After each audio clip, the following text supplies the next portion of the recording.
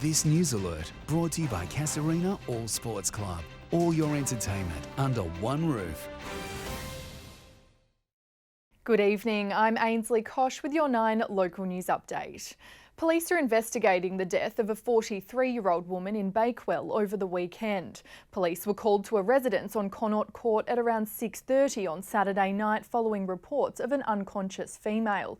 When they arrived, the woman was found deceased. Police continued to scour the scene for evidence yesterday, but the cause of death remains unknown. A report is being prepared for the coroner. The Northern Territory is officially COVID-19 free for the second time, with the last confirmed case now recovered. The government is now considering if it can house Australians returning from overseas at Howard Springs.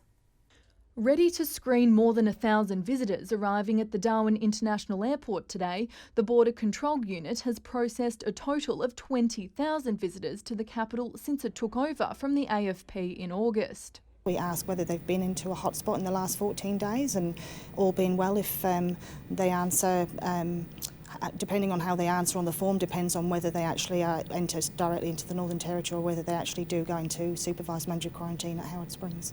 And they'll soon get a lot busier with the hotspot declaration for Greater Sydney lifting next month. Over the last month or so, we have actually seen an increase in flights, and that also brings an increase in passengers through the airport. We have already seen Qantas scheduling direct flights from Sydney to Darwin and return. So this is an important step forward, but the health and safety of Territorians will continue to come first. For the second time, the NT has officially eradicated COVID-19, but the Health Minister says now is not the time to be complacent as testing ramps up week by week. Early on in coronavirus, we were testing 500 or 600 people per week. That has lifted to over 2,000 people. Last week was 2,500 people. Federal Labor MP Luke Gosling has put pressure on the federal government to allow more Australians stranded overseas back into the country, and the 3,000 beds at Howard Springs could be the perfect place to house them. There would be a lot of work to be undertaken if we were to see international flights arriving into the Northern Territory. As I said, it's always the health and safety of Territorians that comes first, but the Northern Territory is certainly open to that. The NT government is also discussing changes to the costs for Territorians staying at the quarantine facility.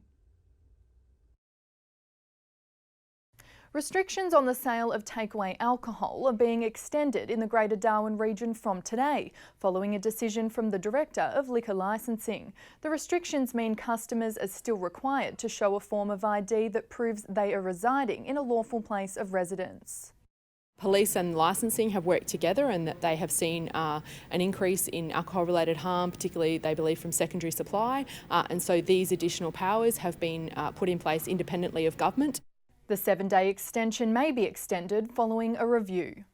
Authorities are reminding Territorians to install fire breaks around properties during the dry season following 2 Watch and Act fires in Acacia Hills last Thursday. Fire investigators are still working out the cause of the blazes.